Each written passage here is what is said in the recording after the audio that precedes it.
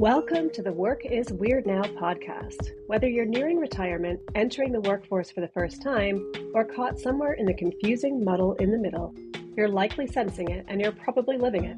We know we are, and we want to know why. Listen in as we interview experts and everyday people like you to find out how best to navigate the ever-growing weirdness of work in the modern age. Welcome to the Work is Weird Now podcast. I'm Alice, and I've got my co-host Dan here today. And we've also got a guest, Simon Lamb, who is the founder and CEO of Purposeful Change, a consultancy that supercharges company culture and helps leaders, teams, and organizations to thrive in times of change. Obviously, change is ubiquitous right now, so certainly must be helpful for many organizations. He's worked with some of the world's most valuable brands, Microsoft, Nike, and HSBC, to name a few. And through his work, has touched the lives of more than 500,000 people in more than 50 countries and countless languages, I'm sure. So welcome, Simon. Thanks for being here with us. It's great. Yeah, this is a great way to spend my afternoons. Excellent. So we always start off by asking what our respective weird work moments of the week are. Mine this week was quite interesting. I had a project for a client, and as part of the engagement, had agreed to share it with some people in the market who all happen to be friends of mine. So I went out to a bunch of friends who I've known for years. And actually, full disclosure, Simon and I have known each other for probably about 10 years as well. Simon used to be my neighbor. So I went out to some friends with some feedback on some of the work I've done with the purpose of feeding back to the organization what their reactions were. And actually, I realized how little I talk about my work with my friends. And so there was as much them responding to the work was also them responding to, oh, I didn't know you did this. And it's like, how long have we been friends for? So yeah, it just sort of made me think, do we all talk about work less often in our personal lives, or does it become less relevant at a certain point? I'm not sure, but that was my weird work moment of the week. Dan, how about you? That's a really interesting point, actually. I wonder if it's a product of the past 5 years of, work and life and everything being in like the household and blended so much that we're just like, no, keep them separate. I don't know. My weird work moment is I hosted a photo shoot at the company I'm working for part-time at the moment. We were doing headshots and culture working shots, and it's weird for everybody because you've got a professional photographer who's shooting all these people, and everybody just goes on camera, and it's just a weird thing for everybody. And I'm there as the marketer trying to get everybody to relax, and then it's my turn to get behind the camera, and I just go and don't look anything like myself. So that was my weird moment. Amazing. What about you, Simon? My week is always weird. So I got so many to pick from. I mean, I work one-on-one and in cultures. It's interesting, as a friend of ours, actually a joint friend of Alice's and ours, Claire, who said individuals are very rarely insane, but groups of people are often insane. And I work in culture, so I work around insanity a lot, I think. I think the first one was a person in a room where we were doing a kind of, what we do is a check-in at the beginning of a meeting. And the check-in is like about arriving and just saying, what are we feeling in this context? What's going on for us? What's the world like? What's our context right now? What distractions do we have? And this lady stood up and said, it's really inappropriate. You should ask those kind of questions to us because it's not psychologically safe in this team. I just need to declare that to you, to speak of those kinds of things or even speak up. In fact, it's impossible to speak up in this team. At which point I thought, well, I don't know how to respond to this, but you're speaking out in front of 50 people, which is the complete opposite of what you just said. So maybe there's some organizational myth going on here. And so I helped try to challenge her a little bit. And she was like, that's a really good point. I've just declared that something exists that doesn't exist for me. So that was quite weird. And the second one I think I have to bring in was we had a leader. We had 50 leaders from Microsoft we worked with a few months ago.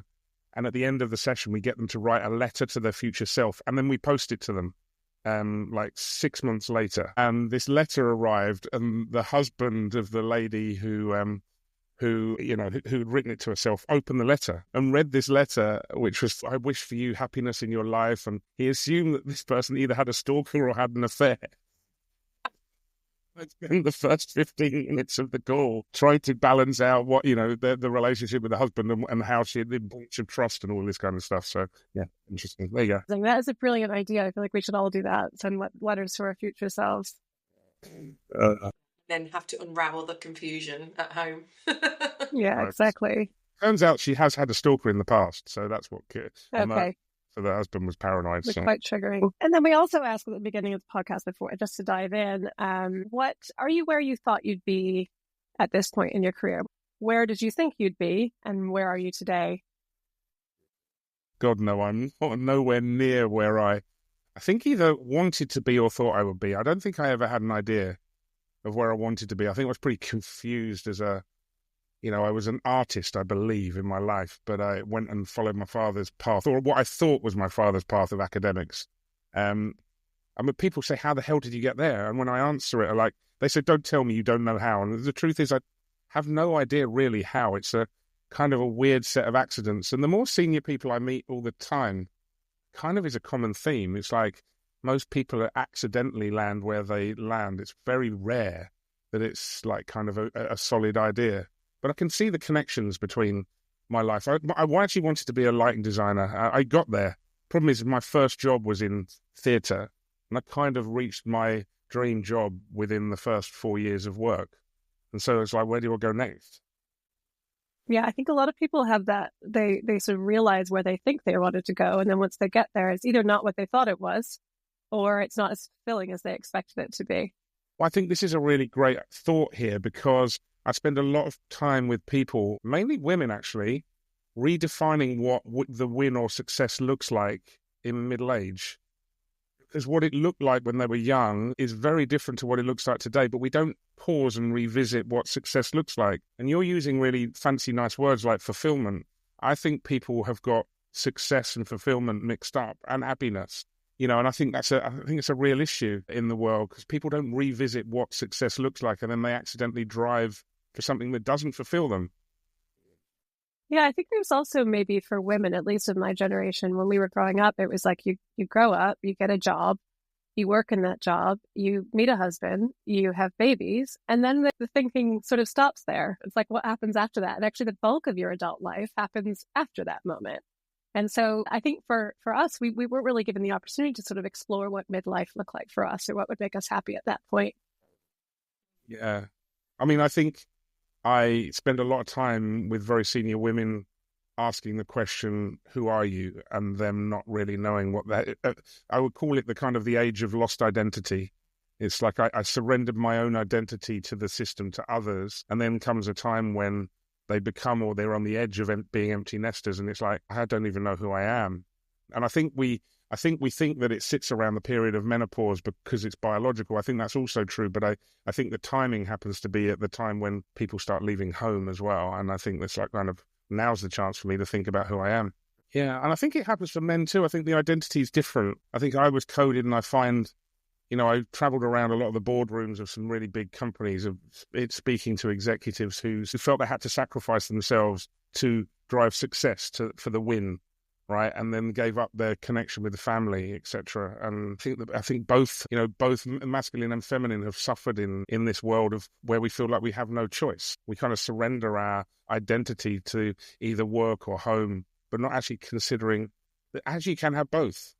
Yeah, absolutely.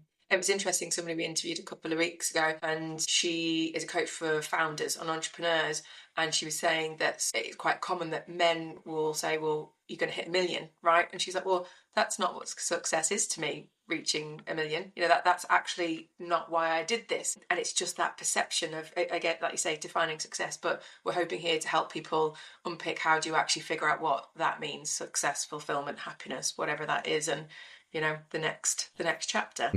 I mean, you're playing to my third weird moment that I didn't name, which is a CEO of a major organization that you would know, standing in front of 500 people saying, my biggest insight out of today is that we're over-focusing on profit and the output, and actually it's the people and the input that matters.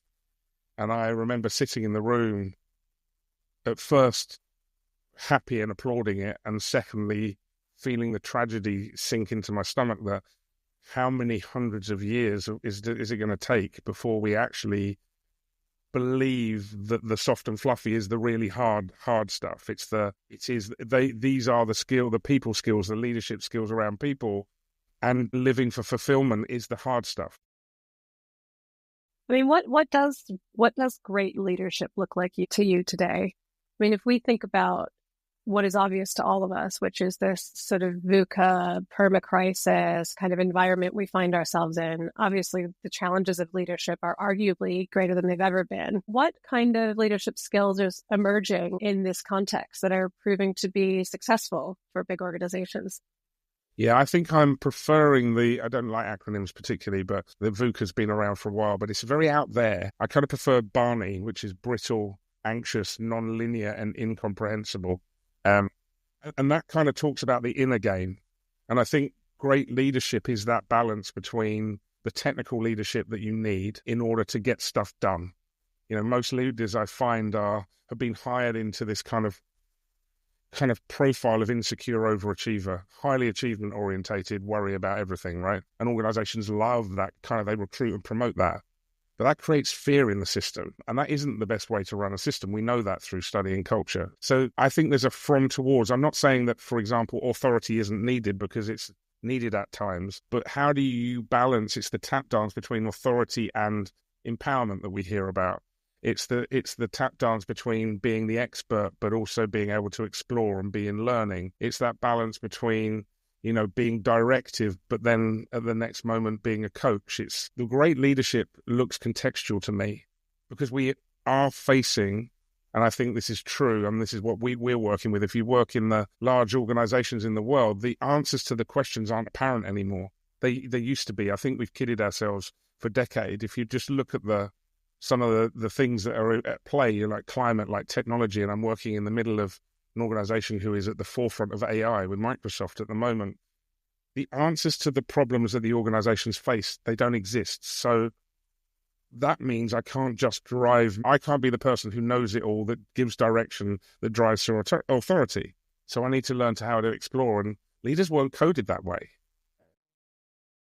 How do you help to create cultures that surface that kind of more flexible, open sort of leadership that is needed to deal with that uncertainty?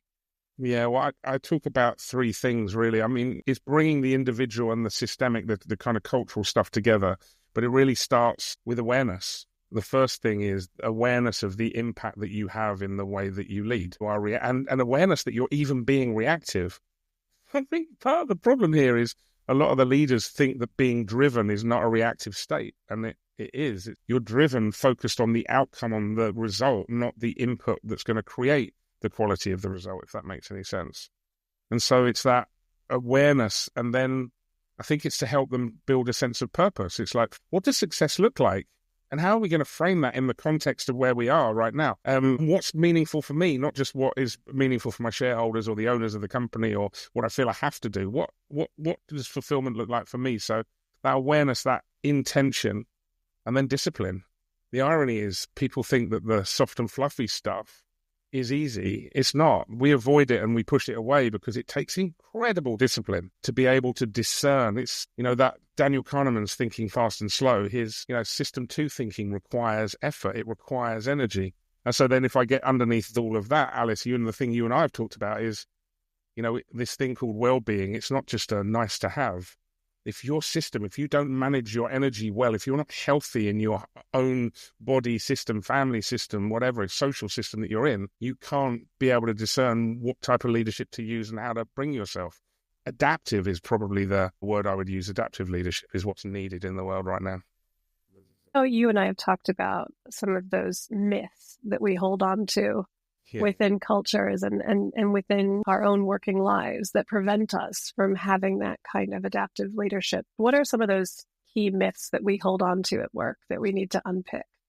I mean, I've been talking about one of them, which is like the best way to get stuff done is through authority, right? And misuse of fear. I think some leaders I've witnessed, when they get tired of trying to empower the organization, they just defer to parent, right? So the children won't play. Let's have an adult conversation. And then when the children don't play, they go to parent, and the children go, told you were a parent. And so they build fear into their system. And so understanding how to motivate and understand the inner motivations of your people, I think is critical. What's the underlying factor that's going to motivate people towards something? It's not provoke, it's invoke. evoke in others a behavior. And so, that overuse of fear, the myth is that will get us anywhere. This short-termism, it doesn't work. Now, and that research goes all the way back to firms of endearment, good to great. It's researched. It's like, we know it's got empirical evidence. I think the other one is this idea, the idea of individualism that's everywhere. I need to look after my own stuff. I need to, protect myself, and actually interdependence is the part. So in order not to be dependent in the system and not to be, I build for independence, and this whole kind of self-importance comes out as people fight their way up the organisation. And then they start to fight between each other, and actually we're all interdependent. The myth of the hierarchy, I generally try and help leaders invert the hierarchy, that the system isn't in service of you. The system is in service of your customer and the output, and you as a leader are in service of enabling the rest of the system. Invert your pyramid. So you're not the important one. And the problem, I think, as well in that is that a lot of leaders get to the senior level of organizations because they have the seniority is a proxy for love or care or something that was missing in their life. I mean, there are a couple. Alice and I had a chat a few weeks ago, and going back to your point around fear, we both relayed moments of managers we've experienced, and I broke out in hives just relaying the story. I could feel the moment that something that happened 7 years ago, could be even longer than that, and we could feel it. And everybody's probably been in that situation where we've had, somebody do that to us, and I've always prided myself, like, my God, I hope I've never done that to anybody and never want to. But those things that you've then touched on, where as a manager, a manager or a leader may be listening to this podcast and thinking, shit, well, where the hell do I start on this? Well, I think it all starts with me, and it starts with myself and understanding the impact that I have for this. I've worked so many times in how do you build a feedback culture in organizations. It's really, really simple. Ask for it. As a leader, ask for feedback. Don't go and tell people feedback. Stop all of this training in how to give feedback. It's like, there are methods. It's a great skill. But you create a feedback culture by yourself as a leader, role modeling, asking for it, and then responding. The second part is responding to it. So it's that awareness. It's that willingness to explore, the willingness to press pause and get out of the data. I think that's the other thing. Time, this myth about time, it's your relationship with it. You have to press pause in order to zoom out on life and look at what's going on here. What's working well and what's not working well, and how am I part of the not working well? Even if I want to point the finger at other people. Those leaders who reflect on their impact in the world and own their own part in the dynamic of whatever's going on, they tend to be the ones that I see succeeding, because that seems like humility. I think we've also mixed up this idea of humility and vulnerability being, I need to just tell my life story and cry on stage, whereas actually the most humble moments, the most vulnerable moments are a senior leader asking their team for help. I don't have the answers. What important lessons have you learned as a leader of organisations and of people yourself? Overplayed care can lead to highly destructive behaviour. I know a lot of leaders, maybe listening to this is thinking, oh yeah, but I really care, Simon. It's not that I don't, I'm just driving for success. I care, but sometimes our overplayed care is a part of the problem as well. So we'll focus on outputs and we'll care. And my overplayed care caused me to, in a couple of instances, not give people feedback that they needed to develop. And then they ended up, I look back years later, the system rejected them. It doesn't help. It's having the courage to name the things that need naming. It's the biggest lesson is that lesson of avoidance and people talk about it, the difficult conversations. The problem is we make them difficult in our head, and then we end up being part of the problem, and then we end up spiraling into not feeling fulfilled in the workplace. And so, it just all leads to unhappiness. The biggest lesson I learned was that idea that being honest with someone, or honesty is about being honest with someone, but also being able to receive honesty back, to be honest with yourself, that you've only just got a perspective. And to be able to have those dialogues that you might not have normally because you're fearful. So stepping through that fear of, whatever you might imagine to be true, to say the very thing and see what might be on the other side of it, I think is most important. And that's really difficult. So I had some coaching last year as a part of a leadership team, and we role played out some feedback that we needed to give to each other. And one person would say it, and then the other person would say what they heard. And that was just a really good exercise, because I was like, what was it you were trying to say there? And they said it really bullet point when we were out of the role play. I was saying this, this, and this. I was like, actually, you've just told me X, Y, and Z. They're two different things. And then we'd write it down. Again, these are simple things. I'm not trying to teach anyone to suck eggs, but writing down what you want to say, because then is it really, really clear? Because then that feedback moment can bring on things like nerves and things like that. And just there's the whole thing around, you know, the shit sandwich. Don't go in with, you're amazing at this, negative feedback. Oh, and you're really good at this, because people hear the good stuff. Like that's, you know. Sorry, yesterday. Yeah. I saw it yesterday. This piece of feedback said, well, you know, my first piece of feedback for you would be, for this person would be, they're an amazing human being, but when they dominate, they completely take over. But I know they're well-intended. Yeah, it's helping. Yeah, the constructive feedback's gone. One of my greatest managers in my whole career, he used to do it so simply, and he'd be like, Dan, right, here's the great stuff. Tick, tick, tick, tick, and let them off. Here's the learnings and the things we need to work on. Da, da, da, da, da. And then we'd explore those things, right? How are you going to do that? And really coached it through. There was no... I was there for the feedback because I wanted it, but we've almost got muddled, I think, with how to really, really do that. And I'm sure that's a whole podcast episode by itself, you know. But yeah. There's so many things that you've just said, Simon, that have triggered all sorts of thoughts for me. But one thing I wanted to return to was your comment about individualism. I think particularly as younger generations coming into the workforce are maybe less trusting of the institutions and organizations that they are going to work for, or that social contract has been broken to some extent where they don't have the expectation of that organization looking after them over the long term. It almost feels like there would be a shift towards a greater sense of individualism, in so much as I'm going to build the career I want to, or I'm going to have a side hustle, or I'm going to just do this, that, and the other, move around and start a business, whatever it is. That actually suggests that maybe that individualism is becoming a greater feature of that generation as opposed to a lesser one as we learn and evolve and figure out how we work well in organizations. And I guess I'm wondering what your thinking is on that. And does this actually generally beg the question of what is the purpose of the organization, and how do organizations convince younger people that they are a force for good, and being part of them is something that is an important part of work these days? I mean, there's so much in there. Actually, like, well, I mean, the trigger in me is, well, why would you trust in the system right now, given all the messages the system gives out? I mean, maybe there's an intelligence in that generation that wasn't in my generation. Maybe we blindly trusted the system, and actually now's a time to start to challenge that system. We're certainly seeing the polarization in life. There's a lot of, I mean, my heart tells me I want to bring people together, and why are we so separated? But the collapse of the system won't happen until we separate. My fear is that we actually have to separate further before the system collapses, because we're in right versus wrong. So anyway, that's a whole, I mean, that's a month of podcast in there. For the institutions, do we inherently trust them? Well, they're legal entities and they're pieces of paper. They don't exist without people. So then you talk about the purpose of the organization. I mean, if you go back to what Drucker did say, Drucker actually didn't say culture strategy for breakfast. He actually did say, though, profit is the oxygen of organizational systems.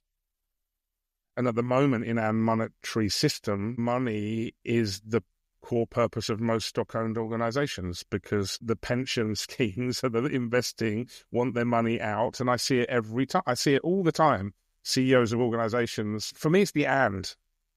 So unless leaders start to embrace their system's role in the system that they exist, then I'm going to say I'd endorse Generation Z's perspective.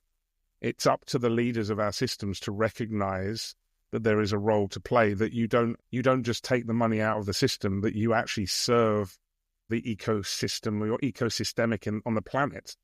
And that means you need to consider planetary conditions, i.e. social context, i.e. environment, i.e. all of those things. And you're responsible for that. I mean, we used to bow at the altars of churches, and I know religion is still pretty big around most of the rest of the planet, but the UK, it's much less. I think we actually bow at the altars of the big corporates, of Apple and all of those, and we're unconsciously colluding with organizations that do huge damage in the world. I mean, just look at our phones. With me, I I've done a video on Democratic Republic of Congo, and these things that we have here, this computer we're working on, the minerals that have built it come from conflict minerals. 1,700 people a day, men, women, and children, are raped in the Democratic Republic of Congo because of the organizational systems that we buy from. Sorry to take us to a dark place, but the reality is the skepticism, or at least cynicism at worst, may be a helpful factor. What does give me hope, so to grab hope out of this, is I do see many, many, many leaders really wanting to change, but it's hard. People think it's up to the CEO. It's the boards that control. People don't realize, they think they get to CEO level and then that's it, they're free. I fear that what I see in board level roles is that they're caught in between the shareholders, the owners, putting pressure. The amount of people I work in private equity or stock-owned systems that don't have any freedom whatsoever and are forced to make decisions that drive fear through their system. I don't know. It's hard. It's good to hear your perspective on organizations in general, because obviously you are out there every day fighting the good fight to make them more purposeful, more responsible to the people that they serve. And I'm sure you must have moments of questioning, is it all going in the right direction generally, or am I just doing what I can? Oh, there's a guy called Otto Sharma who we have indirectly worked with for decades, and a dear friend of mine, Vanessa, and we partnered with him while I was at HSBC. And one of his questions was, when I'm working with you, am I just helping you sharpen the tools of the system? It's a very good question.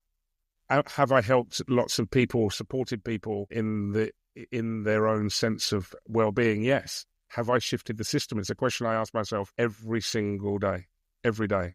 And I'm skeptical as to sometimes my own power. In fact, you said you work in organizations making systems.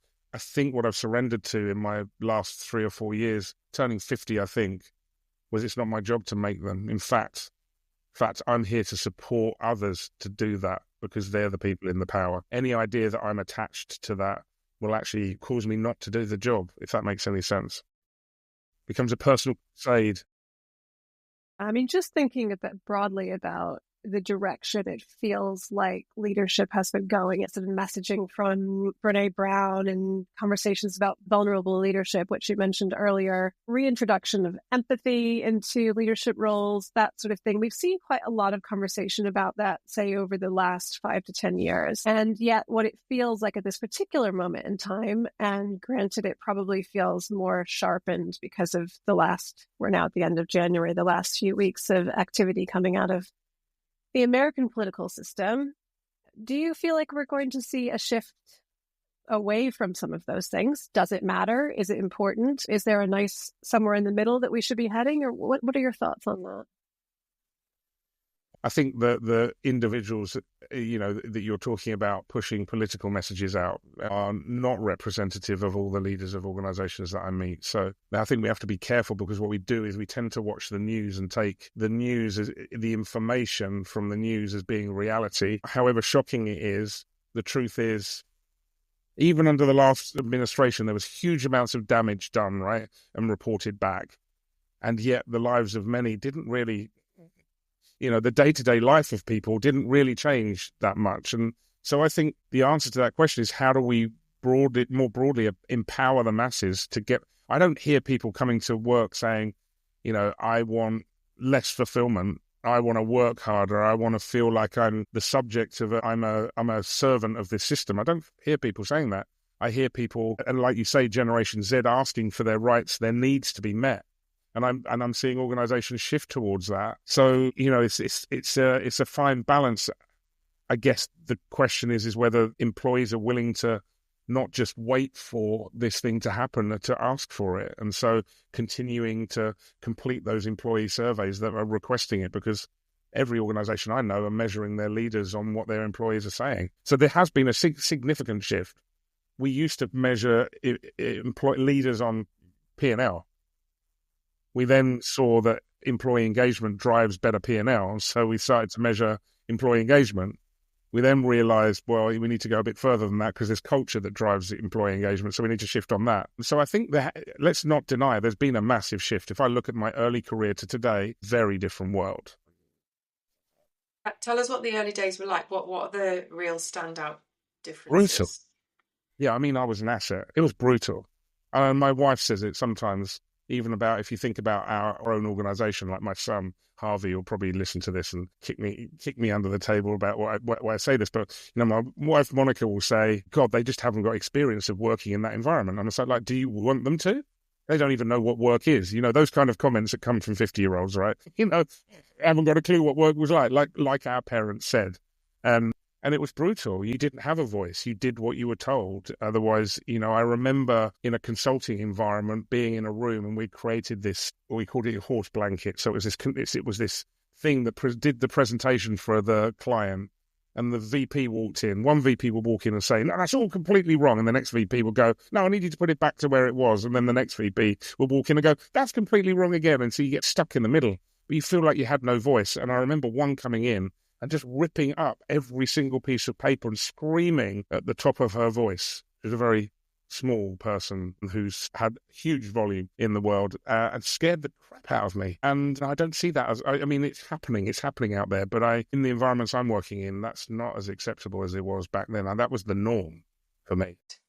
I think Gen Z are inspiring up, actually, and I think we miss this often, is that we can be inspired by the younger generation. And I think some of the older generation are going, well, I too, I'm going to name it with me, right? So the first thing with me, you can see my glasses, like a bit of colour. I have sparkly shoes, not on today, but I normally wear sparkly shoes. Both ends are quite interesting, boring in the middle.